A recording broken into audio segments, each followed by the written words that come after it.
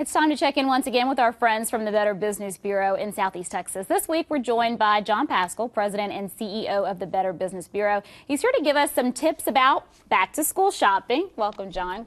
Glad to have you. And the perfect time to talk about this because we are in the midst of hitting the stores and getting those back-to-school items. What do we need to know? Well, a couple of things when we make those purchases. It is that time when we're shopping for new clothes or backpacks or school supplies. And one of the things shoppers want to know is about return policies. The fact is that stores are not legally required to take merchandise back unless it is defective or if it was misrepresented. So there's not a legal right for a consumer to take that back.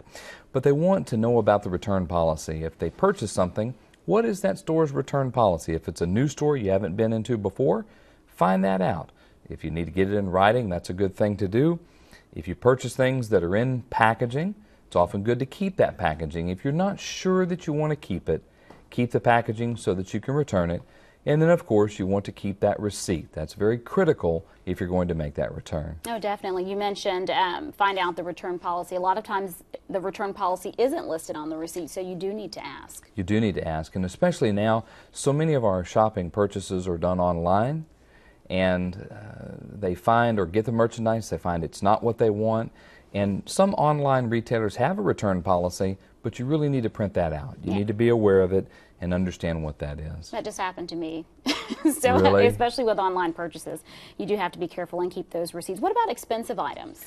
Expensive items, if it's a high-end item, you want to look at the warranty, find out, does it have a warranty? How long does it last? What does it cover? And then, of course, also with expensive items, sometimes they'll want to sell you an extended warranty. If it's, again, a high-end item or expensive item, you need to weigh the pros and cons. Sometimes for electronics, that can be a good purchase to make in case you do need to get it returned or get it replaced.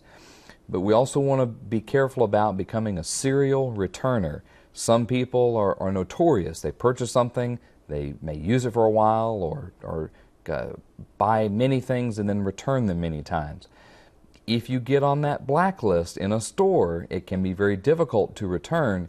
Even if you have the receipt, they may actually just give you merchandise credit or credit in the store rather than the money back. So stores are keeping track of that? They do keep track of that. Some of the large box retailers especially keep track of that by the driver's license or driver's license number.